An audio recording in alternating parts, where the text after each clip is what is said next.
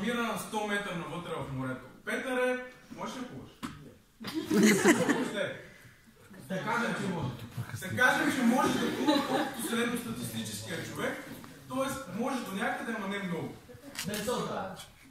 Може да плува до 100 метра в морето със сигурност. А след това да излезе?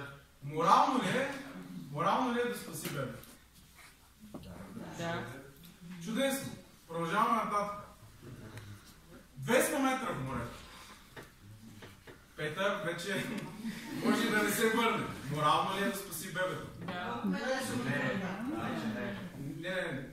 Няма значение, ще му в случая.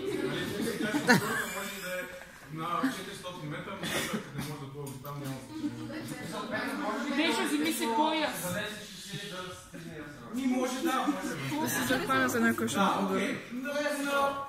Пряко сили Петър може би евентуално ще успее да спаси бебето, смятате, че е морално. Окей, задължение е морално да помогне на бебето.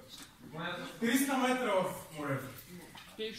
Задължение е Петър да спаси бебето. Вижте колко е много. Колко плаче. Реално плаче. Трябва ли Петър да помогне на бебето? Да.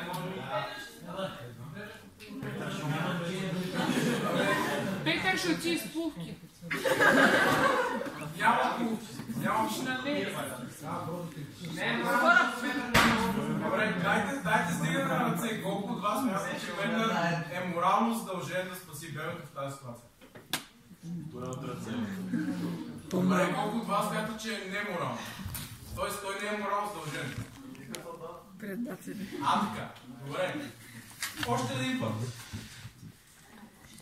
2 километра в морето. Колко от вас смятат, че Петър е морално задължен да влезе в морето и да спаси бебето? Няма значение. Трябва ли да опита? Трябва ли да Къде се удариш? колко от вас смятат? Добре. Не ръка, бе. Дигайте. Никой така и да не правиш нищо. 3, 4, 5, 6.